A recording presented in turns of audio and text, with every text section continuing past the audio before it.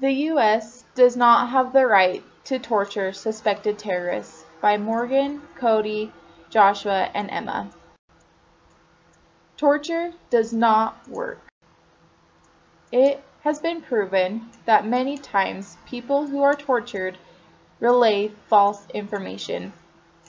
People will admit to anything to get the torture to stop. The John Berg case is one example. The Chicago PD detectives tortured African Americans to make them confess to crimes that they did not commit. Former instructor Malcolm Nance says the procedure does not elicit reliable information. It does, on the other hand, generate false confessions. The captive will say absolutely anything and agree to anything to make the torture stop. Many times, false memories or memory loss is included. Fight or flight mode during torture is very common.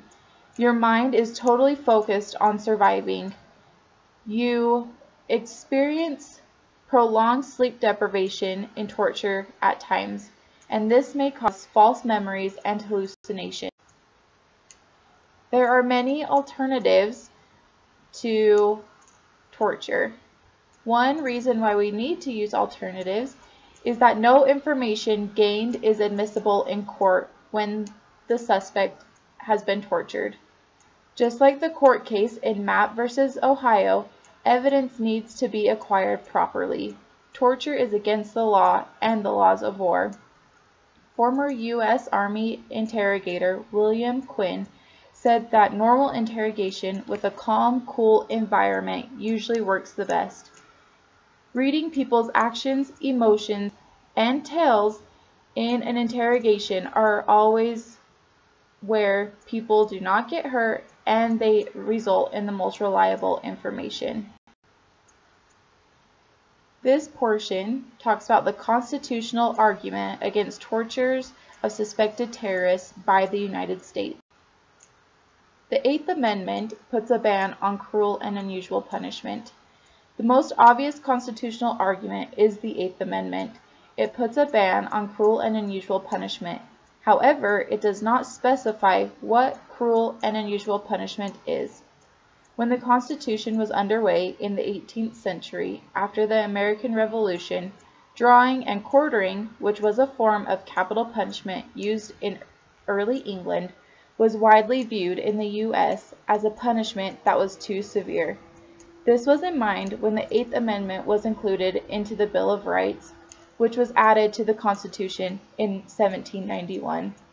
Since the Eighth Amendment has been in place, courts have ruled in various cases over time in a manner that has increasingly restricted the use of the death penalty and other punishments. Torture practices like waterboarding have received similar criticism as something the state should never participate in.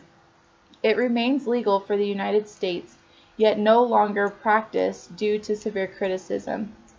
Allegations of torture of suspected terrorists have also led to the end of the use of waterboarding and other methods of torture, such as the Chinese water torture, cold temperature torture, and white room torture. The Fifth Amendment talks about self-incrimination. The Fifth Amendment, along with much of the rest of the U.S. Constitution, applies to terror suspects as state action is involved. The Fifth Amendment states that people cannot be compelled to incriminate themselves, meaning that people cannot be coerced into confessing to offenses they didn't commit or admitting to certain details. The problem with torture is that it often results in false confessions or misleading admissions, as the suspect will be under pressure to say anything to make the torture stop. Courts have agreed that terror suspects have a right to habeas corpus, which has resulted in several suspects being released for lack of substantiated evidence, even though some did admit or confess to a crime, and much of it was found false upon further interrogation. The U.S. has also used evolving standards of decency. The federal courts have considered what is known as the evolving standards of decency, which accounts for common contemporary opinions on specific subject matters. For example, It is similar to the national consensus argument used in Roper v. Simmons, where the Supreme Court ruled the death penalty for anyone under the age of 18 unconstitutional in 2005. To understand evolving standards of decency, we will use the historical evolution of the death penalty. Several states throughout U.S. history have decreased the number of death penalty offenses. Currently, there are only a few capital offenses, which include first-degree murder, treason, and kingpin drug activity, so major drug smuggling leadership. Throughout history, the courts have turned to more humane ways of capital punishment. Hanging was originally used as a general deterrence method, but in 1830 it increasingly became a private spectacle because people began to condemn public executions. Only 2 states currently allow for hanging as an option for capital punishment. After death by hanging became inhumane in the public's eyes, the electric chair came along in the 1890s and was deemed more humane and efficient than hanging. Nowadays, however, both methods are widely condemned, and preferences have varied in favor of either lethal injection or firing squad. Today, these methods have been up for debate, but we still use them today because they have been proven the most ethical way we know. We can also see that methods for carrying out the death penalty of U.S. prisoners is relatively humane, aimed at not being torturous. Now we must face the fact that suspected terrorists who are located at places such as Guantanamo, Cuba, where there has been an international agreement that they are under U.S. jurisdiction, have the same constitutional rights as those on death row. If this is the case, then it can only be assumed that the U.S. does not have the right to torture suspected terrorists when they are in their jurisdiction. Given how torture has resulted in many false confessions and admissions, it can be argued that torture constitutes cruel and unusual punishment, is prone to self-incrimination, and does not aid in raising our standard of decency towards other humans. There was a time when the death penalty was unconstitutional after the 1972 case of Furman v. Georgia, but later in the 1970s, another case, Gregg v. Georgia, brought the death penalty back, but under stricter guidelines as to not violate the Eighth Amendment. The use of the electric chair has declined significantly, and currently only a minority of U.S. states still permit its use, as it has increasingly been deemed too severe and often amounts to torture. There may come a time when a national consensus on use of the electric chair causes it to be deemed unconstitutional by the U.S. Supreme Court, and perhaps the same will happen for the torture observed against suspected terrorists. There are many opposing opinions, and we will look at these opinions in this section.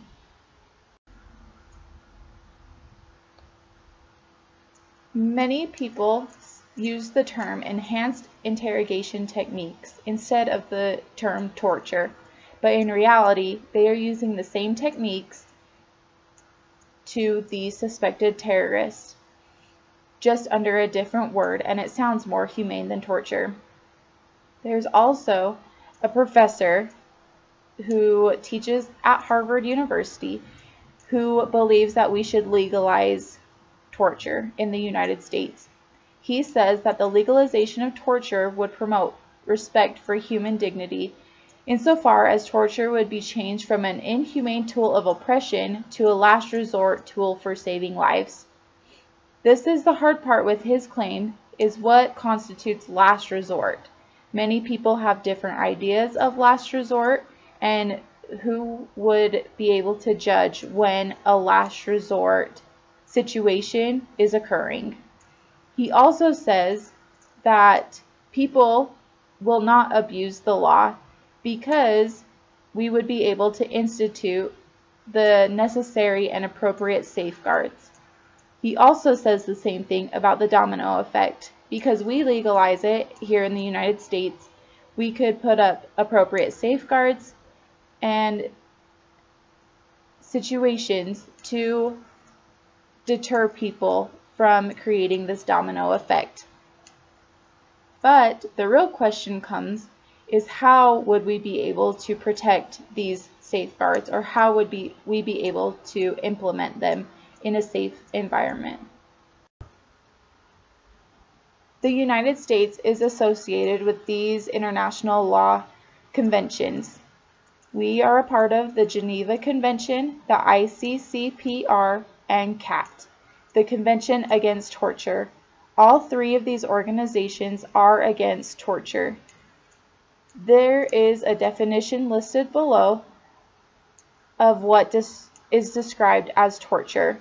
It talks about pain and suffering and what exactly, but it does not define what exactly is pain or suffering.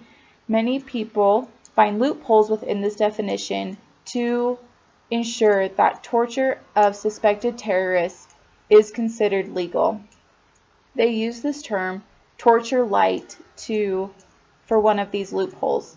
Torture light is considered anything that does not cause long-term pain or long-term suffering, such as putting needles under fingernails, which is very, very painful but does not last forever, or sleep deprivation is another example of torture light.